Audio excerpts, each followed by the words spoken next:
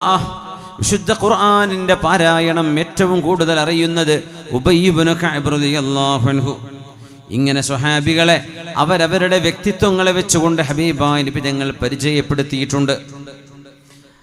സ്വഹാബിമാർ ഓരോരുത്തരും നക്ഷത്രങ്ങളെ പോലെയാണ്. ആകാശലോകത്ത് നക്ഷത്രങ്ങളെ നോക്കിയാണ് GPS വരുന്നതിൻ്റെ മുമ്പ് കടലുകളിൽ യാത്ര നടന്നത്, കരകളിൽ യാത്ര നടന്നത്. നക്ഷത്രങ്ങൾ വഴികാട്ടികളാണ്. അന്നത്തെ പ്രീ GPS നാവിഗേഷൻ ആകാശലോകത്തെ നക്ഷത്രങ്ങൾ ഇന്നും അത് തന്നെയാണ്. ഇന്റർനെറ്റിന്റെ സംവിധാനം നമുക്കില്ലാതെയായി പോയാൽ ഇത് തന്നെ പിന്നെയും ബാക്കിയുള്ളൂ.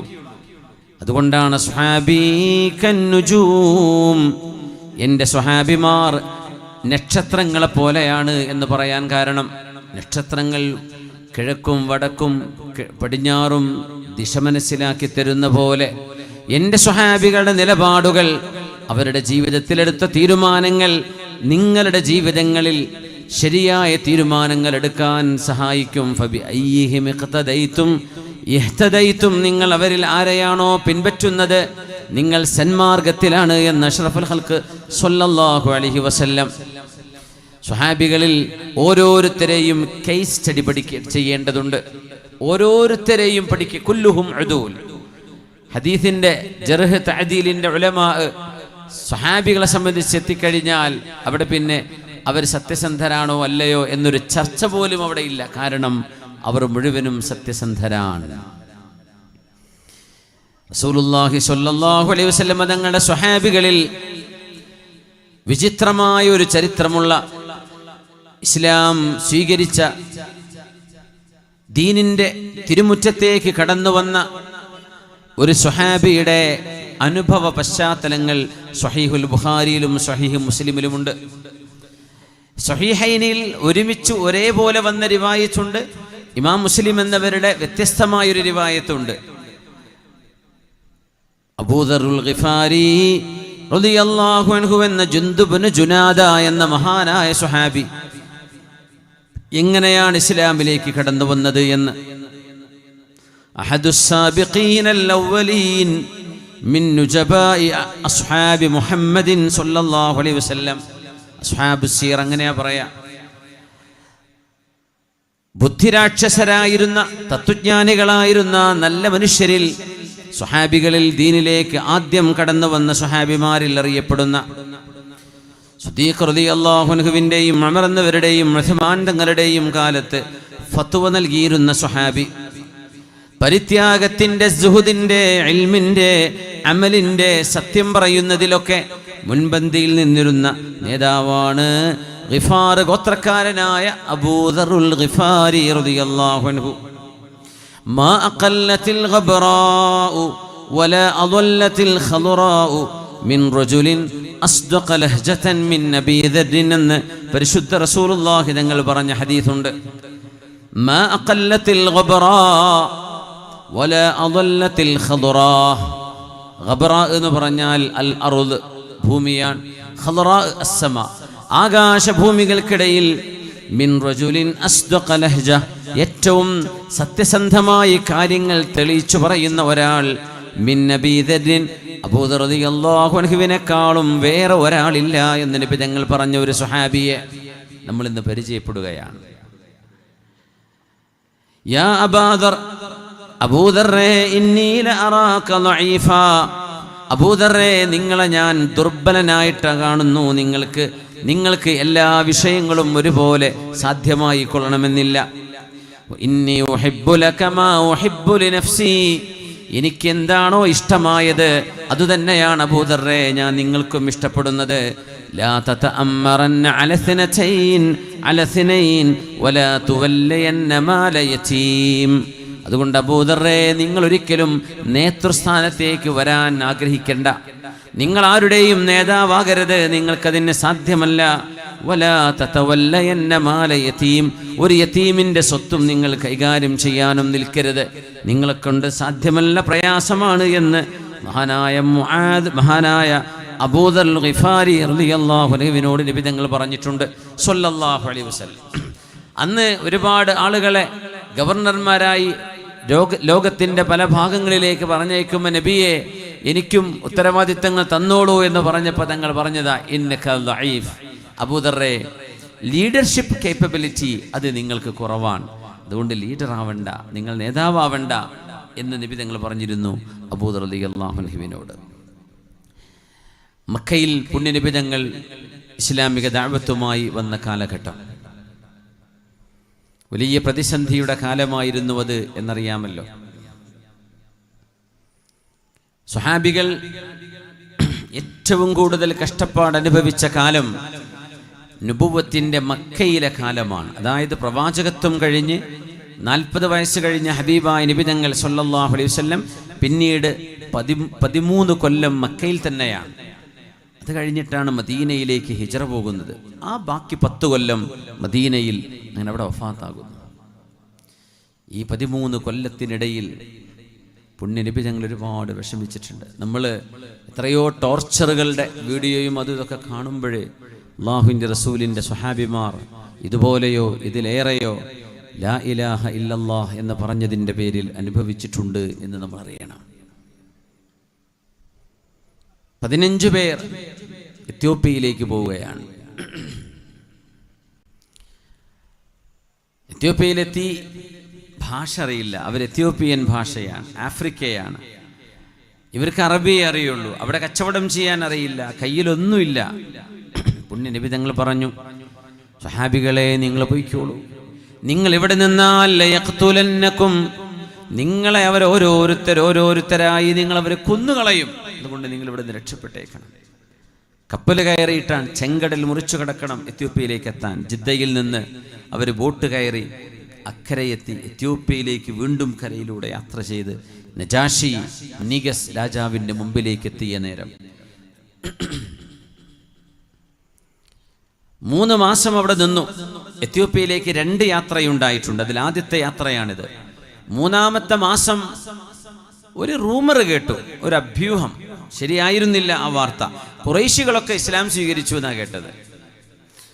അപ്പോൾ സ്വഹാബികളല്ലേ, അവർ വിചാരിച്ചു എന്നാ മക്കയിലേക്ക് തിരിച്ചു പോകാം, ഇനിയിപ്പോൾ അവിടെ ചെന്നാൽ അടിയും പിടിയൊന്നും ഉണ്ടാവില്ലല്ലോ, അവരൊക്കെ ഇസ്ലാം സ്വീകരിച്ചില്ലേ എന്ന് വിചാരിച്ച് എത്യോപ്യയിലേക്ക് പോയ സ്വഹാബിമാർ 3 മാസം കഴിഞ്ഞപ്പോൾ മക്കത്തേക്ക് തിരിച്ചു വരാം. അപ്പോൾ നോക്കുമ്പോൾ ഖുറൈശികൾ ഇസ്ലാം സ്വീകരിച്ചിട്ടൊന്നുമില്ല. സംഭവിച്ചത് റസൂലുള്ളാഹി സ്വല്ലല്ലാഹു അലൈഹി വസല്ലം തങ്ങൾ അബാലയത്തിന്റെ മുമ്പിൽ നിന്നുകൊണ്ട് പരിശുദ്ധമായ ഖുർആൻ സൂറത്തുൻ നജ്ം ഓതുകയാണ്. ബിസ്മില്ലാഹിർ റഹ്മാനിർ റഹീം. വന്നജ്മി ഇദാ ഹവാ മാ ضل صاحبكم وما غوى وما ينطق عن الهوى إن هو إلا وحي يوحى. പരിശുദ്ധമായ സൂറത്തുൻ നജ്മിലെ ആയത്തുകൾ ഇങ്ങനെ ഓതി സൂറത്തിന്റെ അവസാനത്തെത്തിയപ്പോൾ ഫസ്ജുദൂ ലില്ലാഹി വഅ്ബുദൂ, നിങ്ങൾ അല്ലാഹുവിനെ സുജൂദ് ചെയ്യണേ, അല്ലാഹുവിനെ ആരാധിക്കണമേ. അത് സുജൂദിന്റെ ആയത്താണ്. തിലാവത്തിന്റെ സുജൂദിന്റെ അവിടെ ഫസ്ജുദൂ ലില്ലാഹി വഅ്ബുദൂ. പുണ്യനബിയാണ് നിസ്കരിക്കുന്നത്. മുസ്ലിമീങ്ങൾ ഹബീബിന്റെ നിസ്കാരം കേൾക്കുന്നു. കാരണം മക്കയിൽ മുസ്ലിമീങ്ങൾക്ക് നിസ്കാരം നിർബന്ധമായില്ല. പുണ്യനബി തങ്ങൾക്ക് നിസ്കാരം നിർബന്ധമുണ്ട്, തങ്ങൾ നിസ്കരിക്കുമായിരുന്നു. സ്വഹാബികൾക്ക് നിസ്കാരം നിർബന്ധമായില്ല. തങ്ങളുടെ നിസ്കാരത്തിൽ ഹബീബ് ഫസ്ജുദൂ ലില്ലാഹി വഅ്ബുദൂ എന്ന് പറഞ്ഞപ്പോൾ സ്വഹാബികൾ ഹബീബിന്റെ കൂടെ സുജൂദിലേക്ക് പോയി. അവിടുത്തെ ഖുറൈശികൾ കേട്ടുനിന്ന മുഴുവൻ ആളുകളും കഅബാലയത്തിന്റെ ചുറ്റുമുള്ളവർ അറിയാതെ അവരും സുജൂദിലേക്ക് പോയി. അപ്പോൾ ആളുകൾ പറയാൻ തുടങ്ങി, അവരൊക്കെ ഇസ്ലാം സ്വീകരിച്ചു. അങ്ങനെയാണല്ലോ, അതൊരു ഫോട്ടോ എടുത്താൽ മതി, അന്ന് ഫോട്ടോ ഇല്ലാത്തതുകൊണ്ട് രക്ഷപ്പെട്ടതാ. അപ്പോൾ അവരൊക്കെ സുജൂദ് ചെയ്തു, അവരൊക്കെ ഇസ്ലാം സ്വീകരിച്ചു, അവരൊക്കെ കൺവേർട്ടായി. അങ്ങ് പ്രചരിച്ച് എത്യോപ്യയിലെത്തി. അപ്പം അവരെ ചെവി കേൾക്കുന്ന അവരൊക്കെ ഇസ്ലാം സ്വീകരിച്ചോലോ. എവിടെ അവരൊരു സുജൂദ് ചെയ്തിട്ടുള്ളൂ, അതങ്ങ് അറിയാണ്ട് അങ്ങ് വീണുപോയതാ. അങ്ങനെ വന്നപ്പോൾ പഴയ പോലെ തന്നെ പ്രശ്നമാണ്, ദ്രോഹമാണ്, പീഡനമാണ്. 81ഓളം ആണുങ്ങളും 18ഓളം പെണ്ണുങ്ങളുമായി 2ാമത്തെ ഒരു യാത്ര അപ്പോഴേക്കും എത്യോപ്യയിലേക്ക് വീണ്ടും പോകുന്നു. ആ യാത്രയുടെ നേതാവ് ഹബീബായ നബി തങ്ങളുടെ കസിനായിരുന്ന അബൂ ത്വാലിബിന്റെ മകൻ ജഅഫർ ഇബ്നു അബീ ത്വാലിബ് റളിയല്ലാഹു അൻഹു ആണ്. ആ യാത്രയാണ് എത്യോപ്യയിലേക്കുള്ള പ്രധാന യാത്രയായി നമ്മൾ മനസ്സിലാക്കുന്നത്. അത് എത്യോപ്യയിലേക്കുള്ള രണ്ടാമത്തെ യാത്രയാണ്. എന്നാൽ എത്യോപ്യയിലേക്ക് യാത്ര പോകാനുള്ള പൊളിറ്റിക്കൽ സൗകര്യമില്ലാത്തതിൻ്റെ പേരിൽ എത്രയോ നൂറുകണക്കിന് അടിമകൾക്കത് നിർവഹിക്കാൻ കഴിഞ്ഞിട്ടില്ല. അവരെ ഉടമസ്ഥന്മാർ വിടൂല. അതുകൊണ്ട് അവരാണത് ഏറ്റവും പീഡനങ്ങൾ അനുഭവിച്ചത്. പക്ഷേ അവർക്ക് എത്യോപ്യയിലേക്ക് യാത്ര ചെയ്യാൻ കഴിയില്ലായിരുന്നു. അങ്ങനത്തെ കഷ്ടപ്പാടിൻ്റെ കാലം. അബൂദർ റളിയല്ലാഹു അൻഹുവിന്റെ ചെവിയിൽ കേൾക്കുന്നു, മക്കയിൽ ഒരു പ്രവാചകൻ വന്നിരിക്കുന്നു, അന്ത്യപ്രവാചകർ വന്നിട്ടുണ്ട് എന്ന് അബൂദർ റളിയല്ലാഹു അൻഹു കേട്ടപ്പോഴേക്കും തൻ്റെ ഉമ്മയെയും ഉനൈസ് എന്ന് പറയുന്ന അനുജനെയും കൂട്ടി യാത്രയായി ഗിഫാർ ഗോത്രത്തിൽ നിന്ന്. തിഹാമയുടെ പരിസരത്താണ്, റിയാദിന്റെ പരിസരങ്ങൾ യമാമയുടെ ഭാഗങ്ങളിലാണ് ഗിഫാർ ഗോത്രങ്ങൾ താമസിക്കുന്നത്. അവിടെ നിന്ന് റസൂലുള്ളാഹി തങ്ങളുടെ വിവരമറിയാൻ വേണ്ടി ഇവർ പുറപ്പെടുകയാണ്. ഇന്നാ അർസൽനാക ഷാഹിദൻ വമുബശ്ശിറൻ വനദീറാ വദാഇയൻ ഇലല്ലാഹി ബിഇദ്നിഹി വസിറാജൻ മുനീറാ. ലോകത്തിന് വെളിച്ചമായി വന്നവരെ നബിയെ, ലോകത്തിന് നന്മ പഠിപ്പിക്കാൻ വന്നവരെ നബിയെ, ഹബീബായ നബിയെ, അങ്ങ് ലോകത്തിന് വെളിച്ചമാണ്.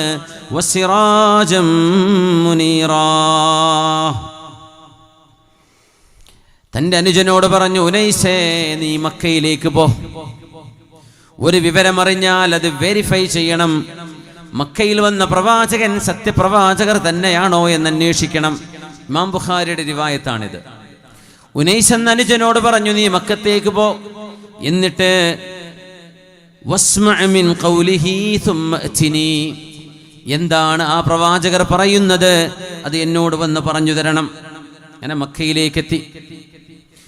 പ്രവാചകരെ കുറിച്ച് അന്വേഷിച്ചു. ഉനൈസ് എന്നവര് റളിയല്ലാഹു അൻഹു പിന്നീട് ഇസ്ലാം സ്വീകരിച്ചു. വല്ലാഹി ലഖദ് റഅയ്തു റജുലൻ യഅ്മുറു ബിൽ ഖൈരി വയൻഹാ അനിൽ മുൻകർ. പുണ്യനബി തങ്ങൾ ലോകത്തിന് എന്തു ചെയ്തു എന്ന് ചോദിച്ചാൽ, യഅ്മുറു ബിൽ ഖൈരി വയൻഹാ അനിൽ മുൻകർ, നന്മ കൊണ്ട് കൽപ്പിക്കുകയും തിന്മകൾ ചെയ്യരുത് എന്ന് പറയുകയും ചെയ്യുന്ന ഏറ്റവും വലിയ മൊറാലിറ്റിയും വിശുദ്ധിയും ലോകത്തിന് കൈമാറിയ ഒരു പ്രവാചകരാണ് നമ്മുടെ ഹബീബ് റസൂലുള്ളാഹി സ്വല്ലല്ലാഹു അലൈഹി വസല്ലം. നന്മയല്ലേ നബി തങ്ങൾ പറഞ്ഞിട്ടുള്ളൂ. മദ്യപാനം നിങ്ങൾക്ക് അരുത്, അത് അല്ലാഹു നിഷിദ്ധമാക്കിയത്. ചൂതാട്ടങ്ങൾ അരുത്, ഗാംബ്ലിംഗ് വേണ്ട, പലിശ വേണ്ട, ഇതല്ലേ നബി തങ്ങൾ പറഞ്ഞത്.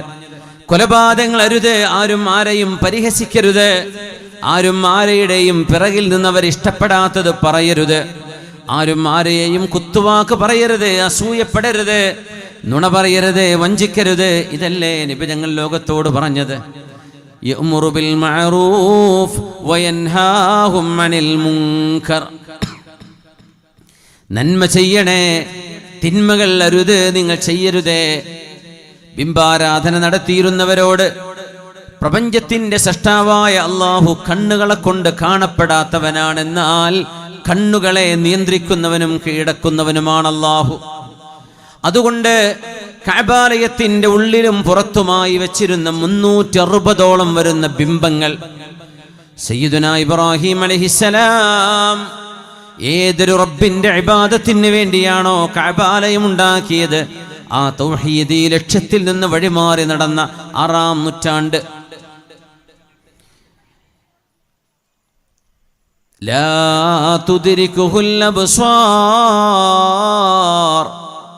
വഹുവ യുദ്രികുൽ അബ്സാർ വഹുവൽ ലതീഫുൽ ഖബീർ.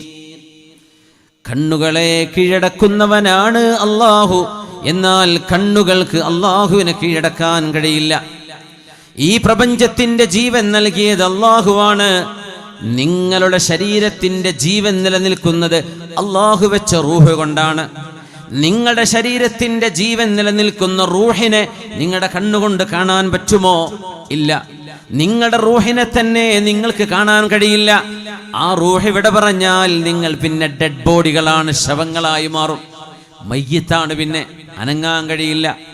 നിങ്ങളെ തന്നെ ചലിപ്പിക്കുന്ന റൂഹിനെ നിങ്ങളുടെ കണ്ണുകൊണ്ട് നിങ്ങൾക്ക് കാണാൻ കഴിയില്ലെങ്കിൽ ഈ പ്രപഞ്ചത്തെ ചലിപ്പിക്കുന്ന അള്ളാഹുവിനെ കാണണമെന്ന് വാശി പിടിക്കുന്നത് അള്ളാഹുവിൻ്റെ മഹത്വത്തെ ഇടിച്ചു താഴ്ത്തി കാണിക്കലല്ലയോ?